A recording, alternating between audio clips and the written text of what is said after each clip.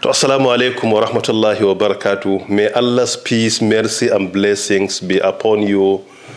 Bismillahir Rahmanir Rahim. In the name of Allah, the entirely merciful and the especially merciful.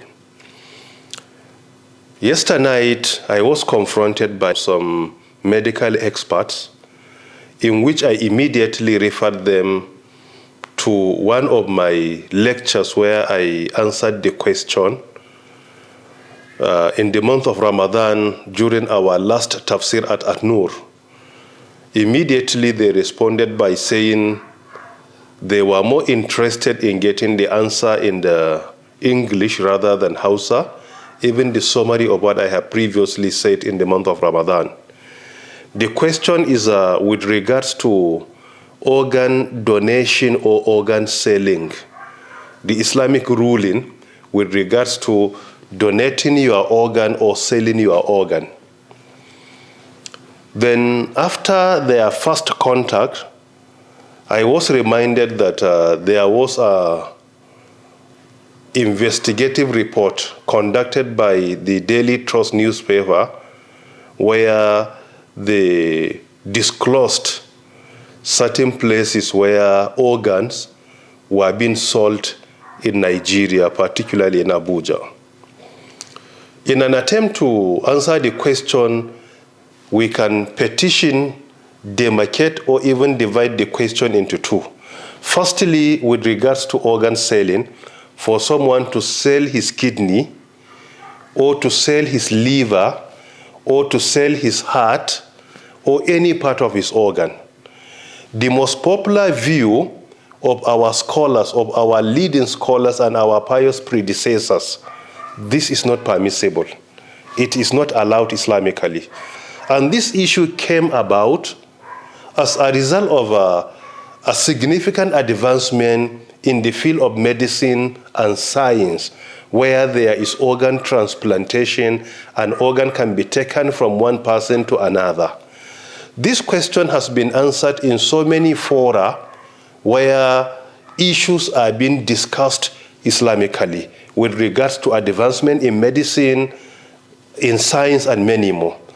Take, for instance, in the discussion of Majma' al-Fiqh al-Islami in Jeddah, Kingdom of Saudi Arabia, in one of their sittings, their statement number 26, and in their fourth meeting, which commenced on the 6th of February 1988, and was concluded on 11 February 1988, which can be equivalent to the month of Safar 1408 after Hijrah. They address these issues effectively by saying that organ selling, according to the most popular view, is not allowed, is not permissible for one to sell his organ because of poverty or any other reason. This is not allowed completely.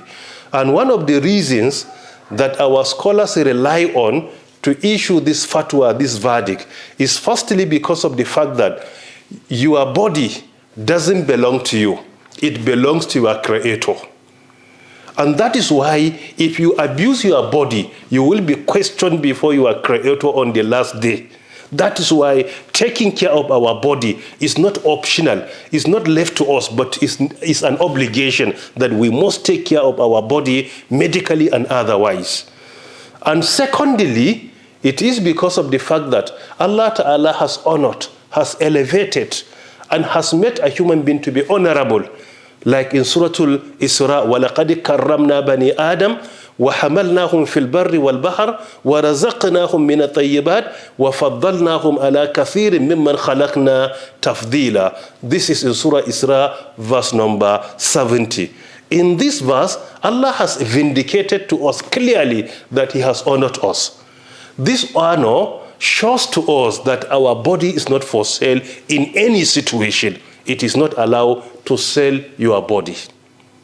And this fatwa has also been repeated by His Eminence, Sheikh Saleh bin Abdullah al-Fawzan in his very popular fatwa series entitled as Al-Muntaqa min Fatah, Sheikh Saleh Fawzan al-Fawzan, in volume 3, page 62. He said it is not allowed for anybody to sell his own body.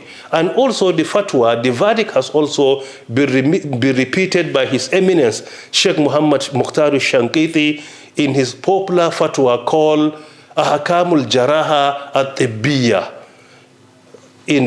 from page 353 up to 391. He covered almost 40 pages discussing that it is not permissible in any situation to sell your organ. Furthermore, when it comes to organ donation, where you donate without any financial benefit, in this, our scholars have divided the issue into certain categories.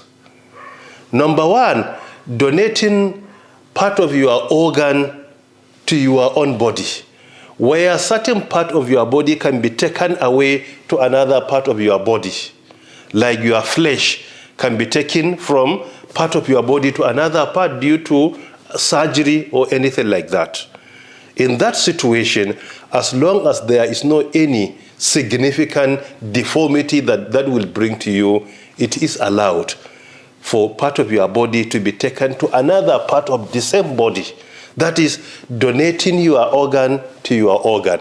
Because according to their fatwa, they consider as an organ any important part of your body. Take for instance, like your blood vessel, like cells, tissues, all of them are part of the organ based on their categorization, particularly in Majma' al-Fiqh al-Islami. And they came up with this fatwa after a very long discussion with Islamic scholars, medical experts, and other stakeholders, where they explain clearly about the process and the function of each and every organ in your body. Secondly, one person to donate his organ to another person. For instance, your heart or your liver. Donating any heart or liver from person that is a living, person that is alive, to another person that is alive. As long as that organ, your life depends on it, then it is not permissible to donate it. Your life depends largely on your heart. So heart donation is not allowed as long as you are alive. Your liver here, your life depends on it. So donating your liver as long as you are healthy and alive is not permissible. So any organ that you cannot live without it, for you to sacrifice your life and donate to someone is not allowed. Furthermore, organs that life depends on, but they are from someone that there is no any probability of living, because of brain death, for example. In a situation where there is a brain death and it has been confirmed medically that this will not be reversed, in that situation, they said organ donation from someone that is about to depart the world to somebody that is in need. And by taking it away and giving him, it will extend or it will make him to be medically fit, or it will sustain his life. In that situation, they said it is allowed. If you look at statement number 28 of Majma' al-Fiqh al-Islami, Islamic Fiqh Council, in their discussion in Jeddah on that of 6 to 11 of February 1988, they answered this question effectively. Furthermore, there are organs that your life doesn't depend on all of them. For example, each and every one of us could have 2 kidneys, one in the left and one in the right. They say one can live with only 1 kidney. In that regard, they say if somebody is medically fit, and secondly, he is adult, and also in his mental sense, and he willingly donates his kidney maybe to his father or to his mother or to his wife or to his son or to his friend, in that situation, as long as he endorses it, that is also permissible to donate it, and as long as that donation could save the life of someone. So this is an organ donation where the life doesn't depend on both of them. With 1 kidney, he can survive. Because there are people that are born with only one kidney, not two. That has happened many times. So in that situation, it is allowed for him to donate as long as the entire life doesn't depend on it. So he can donate one. And that should be done willingly, and he should reach an age where he can take a decision for himself. And there should be no any form of misleading him in the process. And these are the things that we need to understand clearly. Religion encourages us to save life. You can donate an organ to any person that you know. By donating, he can survive, and as long as that organ is not critical to your life. Furthermore, you can donate blood, but to sell it, according to the most popular view, is not allowed. However, child abuse, a situation where younger ones are being given certain amount of money, try to encourage them to donate their organs, that is not allowed. They do not reach the age of taking decision for themselves. And this is in summary. If you need more explanation, you may wish to refer to Ahkamul Jaraha at-Tibbiya, which has been authored by Sheikh Muhammad al-Muqtar al-Shankiti, and read carefully from page 353 up to 391, or even page 392.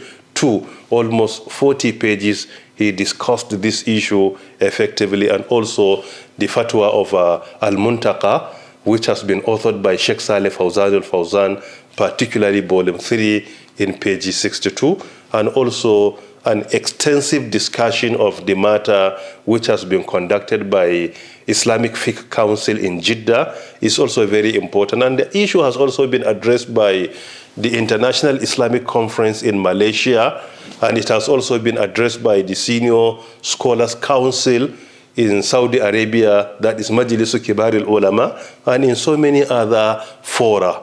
May Allah Ta'ala save all of us, and may He guide us aright, and Allah knows best. Wassalamu alaikum wa rahmatullahi wa barakatuh.